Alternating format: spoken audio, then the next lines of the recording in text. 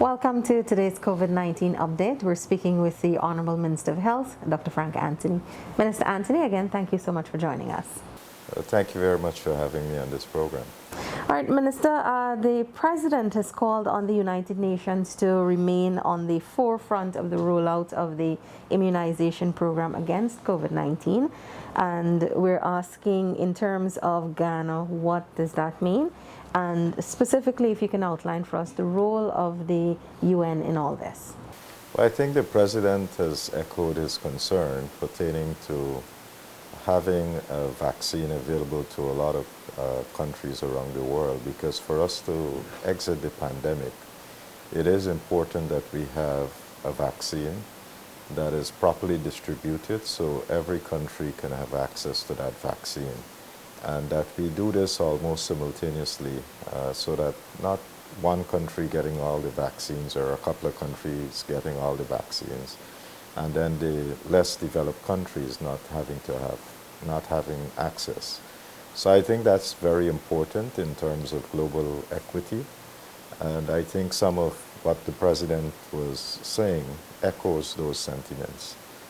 In addition to that, there have been, as you know, global bodies that have been formed to address equity issues, and one of those bodies include COVAX, which is made up of the WHO, CEPI, and Gavi.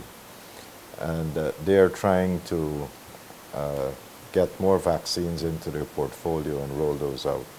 So the call by the President for the United Nations involvement is important because the United Nations have been seen as the premier global body, and their involvement and leadership would certainly help to add weight and voice to this pandemic and what we need to do. And not only that, because of the pandemic, we would have seen other types of crises, which include financial crises, which include other priorities that would have otherwise engaged the attention of the world, that people have been distracted, those agendas have been deferred in a lot of ways, and resources now are predominantly focused on dealing with the pandemic. So we cannot compromise on some of the other things because they are important as well. So I think we should all heed the President's call and see how these global bodies can work more integrally in the response to COVID-19. Okay. Let me take you to another matter. Earlier on, you had met with the Surinamese government or the Minister of Health when they had one of their meetings here. Could you give us an update as to maybe what is the position now at this point? Well, we after that meeting between the physical meeting between myself and Minister of Health in Suriname, Mr. Amar Ramdin, we followed up with a number of other meetings between our technical groups, and we have been working on developing an agreement between Guyana and Suriname as it relates to health. So those discussions are still ongoing. In addition to that, we have been working with the Surinamese authority to ensure we can synchronize our guidelines or protocols for the reopening of the Molson Creek port. And as you know, our guidelines are fairly stringent. We require a PCR within 72 hours, and then you would be allowed to go without quarantine. If that PCR is beyond 72 hours, but within 7 days, then you'll have to do a second PCR test upon arrival in Guyana. Suriname's protocol is slightly different. So in addition to the PCR that they're required to enter, they also require people to be in quarantine for 14 days. So there is a little bit of difference. So people traveling over to Suriname would have to go into quarantine. So we are trying to synchronize, and we are currently wrapping up those discussions, I would say. And once we wrap up those discussions, that would lead the way for the reopening of the border. I don't recall the name of the meeting, but I know there's an agreement that says that you all would have these periodic meetings to discuss issues that you can collaborate on. Could you indicate to us when would be possibly the next one? Which meeting are you referring to? The meeting between Suriname and Ghana. No, well, as I said, we have been having in the health sector, between the two ministries, we have been having those ongoing discussions. Okay. So we had them at various levels. Between the two chief medical officers, there have been discussions. And at the level of the ministers, we have had discussions. So these types of discussions are ongoing. Okay, thank you.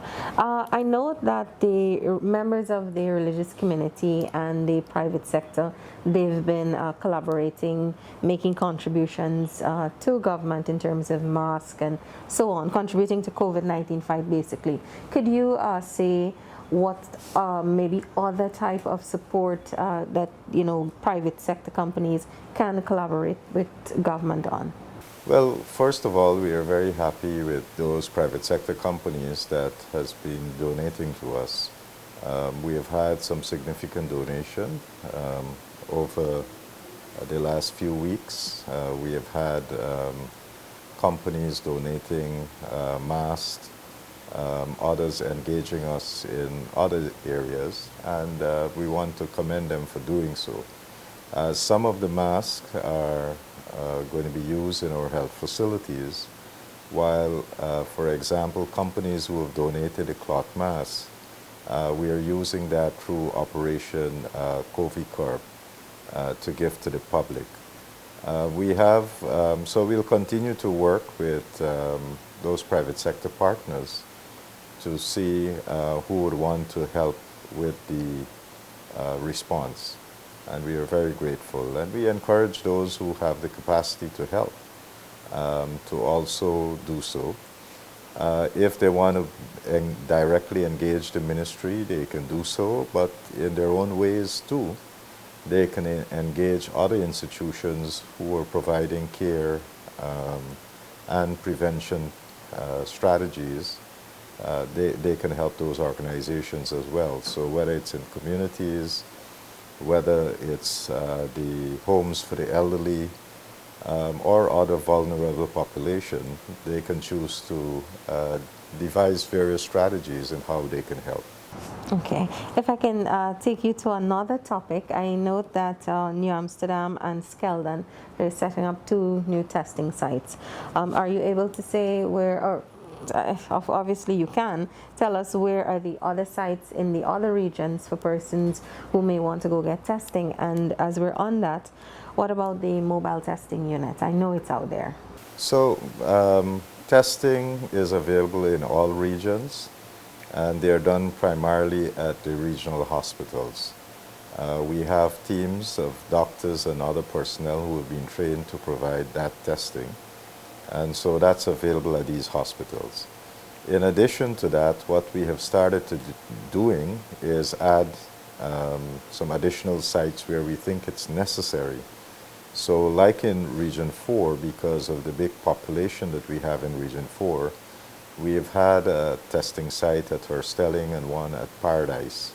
And we've had one in Georgetown at the HEOC. So there are 3 here. In Berbice, because of the recent cases that we have seen in Berbice, the regional task force made a decision that they want to increase and improve testing in that particular region, and that is why they are adding additional sites for testing, which is commendable. What we want to do is to encourage persons to come and get tested. In addition to that, from time to time, we might detect cases, especially in the remote communities. And so we will send teams directly into those communities where they would be able to do more mass-based testing of members of the community. So in terms of our testing strategy, we have employed various ways of reaching people and getting them tested. We also have a mobile unit where we have doctors and other personnel who would go from time to time into various communities and spend a day or two there and offer testing. So this unit really operates more on the coastline, moving from different communities, and the movement of that unit really depends on where we're seeing, like a little outbreak or a little spike in cases. And so we'll normally send the unit to see whether or not there are other people in the community who might have been infected. Yeah. All right, Minister, as we get ready to wrap up, could we get an update on some of the regions that have been, that have had cases, and are there any new regions outside of the ones that we've spoken about in the last couple of weeks? Well, the ones that we are closely monitoring is really Bartica, which has now 72 cases, so there has been a slight increase from the numbers that we were monitoring. And of course, we are looking very closely at Oriala and Siparuta. We've seen a drop in the numbers in Siparuta. That's now down to 32. And at Oriala, it still remains around 30. So we'll continue to monitor.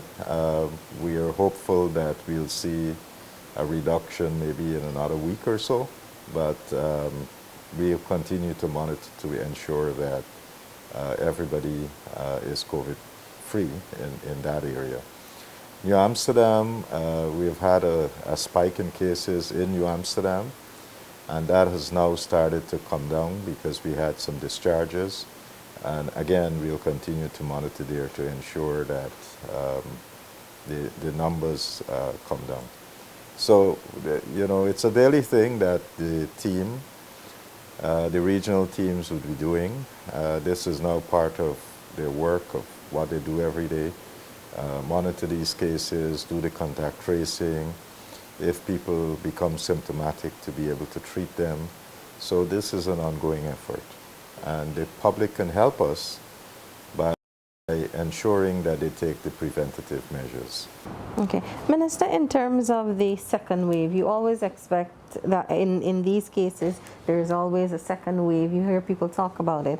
I know that the ministry would continue their testing, their monitoring of those communities. We've seen it with Cubana and so on. So this, of course, is ongoing, as you indicated. Yeah, our team, we have teams that are now resident in these regions, and people in these regions have all had the experience of treating patients with COVID, being able to identify people with COVID, have been integrally involved in the testing. So these teams now have very good experience, and they have been working, and many of the techniques that they have used to suppress the epidemic in these areas have been working. So we just have to continue doing what we are doing right now. And in addition to that, again, I come back, the most important component of this response is really people helping us. And the public, if they do the right thing by masking up and ensuring that they wear the mask correctly and properly, that would be very helpful. And in addition to that, as we are in the Christmas season, to avoid too much of these gatherings, because people tend to increase their socialization during the Christmas holidays, and we are asking people, because this is a very, very different Christmas, that people try to avoid crowds, avoid the socialization, avoid the drinking, because you will need to take off your mask if you're going to do so. So if the public cooperates with us, then we shouldn't see a spike in cases after Christmas. But if they don't, then we have to ready ourselves to see increased cases after Christmas. So we'll be starting the new year with many cases and possibly hospitalization and of course, critically ill patients. So again, I am urging everyone to help us take the precautions, and if you do so, then we'll all be safer. All right, Minister Anthony, again, thank you so much for speaking with us. Thank you very much for having me. Excellent. Oh, well, that's it for today's COVID-19 update. Of course, we just spoke with the Honorable Minister of Health, Dr. Frank Anthony. Remember, for more information, you can log on to our website, dpi.gov.gy, and the Ministry of Health's website as well, health.gov.gy, and of course, our social media platforms.